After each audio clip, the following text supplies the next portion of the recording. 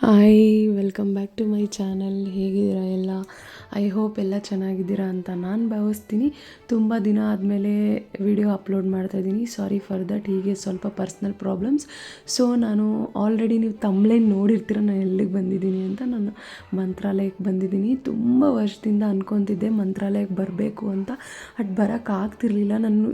ನಾನು ಪ್ರೆಗ್ನೆಂಟ್ ಇದ್ದಾಗ ಕೂಡ ಬರಬೇಕು ಅಂತ ಅಂದ್ಕೊತಿದ್ದೆ, ಬಟ್ ಬರೋಕ್ಕಾಗಲಿಲ್ಲ. ಅದು ಒಂದು ಟೈಮ್ ಇರುತ್ತೆ ಅಲ್ವಾ, ಅದಕ್ಕಿಂತ ಒಂದು ಟೈಮ್ ಬಂದಾಗೆ ನಾವು ಹೋಗೋಕ್ಕಾಗುತ್ತೆ. ಮತ್ತು ದೇವ್ರು ಕೂಡ ಕರೆಸ್ಕೊಂಡ ಅಂತ ಕೂಡ ಅಂದ್ಕೋಬೋದು. ಪಾಪುಗೆ ಹುಷಾರಿರಲಿಲ್ಲ, ಸೊ ಆವಾಗ ಹೋಗಬೇಕು ಅಂತ ಅಂದ್ಕೊಂಡೆ, ಬಟ್ ಆಗಲಿಲ್ಲ. ಅದೆಲ್ಲ ಕ್ಯೂರ್ ಆಯಿತು. ತುಂಬ ಖುಷಿ ಆಯಿತು ನನಗೆ. ಸೊ ಹರಕೆ ಒಂದಿತ್ತು ನಮಗೆ, ಬೆಳ್ಳಿ ದೀಪ ಕೊಡ್ತೀನಿ ಅಂತ ಮುಕ್ಕೊಂಡಿದ್ವಿ. ಸೊ ಅದನ್ನು ತೀರಿಸ್ಬೇಕಲ್ವಾ, ಸೊ ಅದು ಒಂದು ಕೊಡಲೇಬೇಕು. ಸೊ ಅದಕ್ಕೆ ನಾನು ಮಂತ್ರಾಲಯಕ್ಕೆ ಬಂದಿದ್ದೀನಿ. ನೋಡಿ, ಇದು ಒಳಗಡೆ ಇದು ನಾನು ಕ್ಯಾಪ್ಚರ್ ಮಾಡಿರೋದು.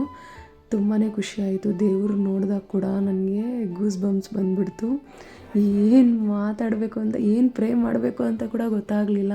ಅದನ್ನು ನಾವು ದೇವ್ರಿಗೆ ಅರ್ಪಿಸಿ ಬಂದ್ವಿ. ಮತ್ತು ನನಗೆ ತುಂಬ ದೇವರು ನೋಡಿದ ತಕ್ಷಣ ಅವಳು ಕೂಡ ಬಂದುಬಿಡ್ತು. ಅಲ್ಲೇ ಹತ್ಕೊಂಡ್ಬಿಟ್ಟೆ. ನನಗೆ ಅಷ್ಟು ಖುಷಿ ಆಯಿತು ರಾಯರನ್ನ ನೋಡಿ. ಮತ್ತು ತಿರ್ಗಾ ನಾವು ಪಾಪುಗೆ ರಾಯರ ಡ್ರೆಸ್ ಹಾಕ್ಸ್ತೀವಿ ಅಂತ ಪ್ರೇ ಮಾಡ್ಕೊಂಡಿದ್ದೆ.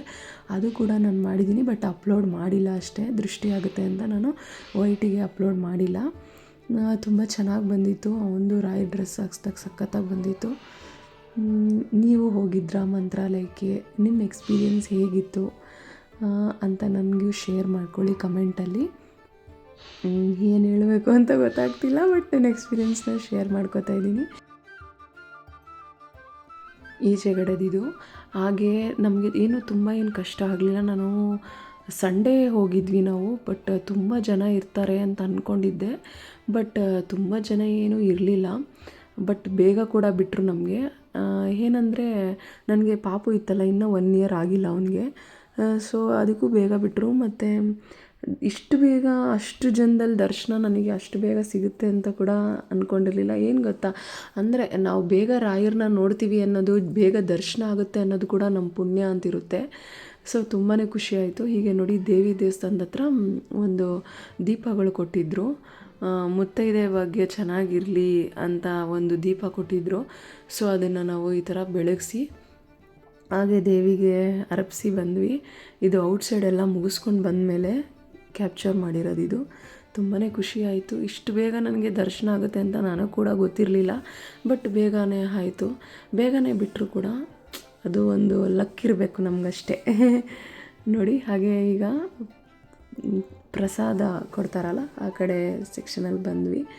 ತುಂಬಾ ಚೆನ್ನಾಗಿತ್ತು. ಇದು ಭಕ್ತಾದಿಗಳೆಲ್ಲ ಇಟ್ಕೊಂಡು ಪ್ರಸಾದ ತಿಂತಾಯಿದ್ದಾರೆ. ನಮಗೂ ಪ್ರಸಾದ ಸಿಕ್ತು. ತುಂಬಾ ಖುಷಿ ಆಯಿತು. ಬಟ್ ಪ್ರಸಾದ ಸಿಗೋದು ಕೂಡ ತುಂಬಾ ಪುಣ್ಯ ಮಾಡಿರಬೇಕು ನಾವು. ಸುಮ್ಮನೆ ಅಂತೂ ನಾವು ಏನೂ ಸಿಗೋದಿಲ್ಲ. ಅದಕ್ಕೆ ಎಲ್ಲದಕ್ಕೂ ಒಂದು ರೀಸನ್ ಅಂತ ಇದ್ದೇ ಇರುತ್ತೆ ಅಲ್ವಾ. ಕೆಲವ್ರಿಗೆ ಪ್ರಸಾದನೇ ಸಿಗೋದಿಲ್ಲ, ಕೆಲವ್ರಿಗೆ ಪ್ರಸಾದ ಸಿಗುತ್ತೆ. ಅದು ಪ್ರಸಾದ ಸಿಗೋದು ಅಂತಂದರೆ ನಾವು ಪುಣ್ಯ ಮಾಡಿರಬೇಕು ಅಷ್ಟೇ. ನೋಡಿ, ಹೀಗೆ ಪ್ರಸಾದ ಎಲ್ಲ ಹಾಕಿಸ್ಕೊಂಡ್ವಿ. ಹಾಗೆ ಎಲ್ಲ ಆಗಿ ಔಟ್ಸೈಡ್ ಬಂದಾಗ ಮತ್ತೆ ತಿರ್ಗಾ ಕ್ಯಾಪ್ಚರ್ ಮಾಡಿರೋದು. ತುಂಬಾ ಖುಷಿ ಆಯಿತು ನನಗೆ.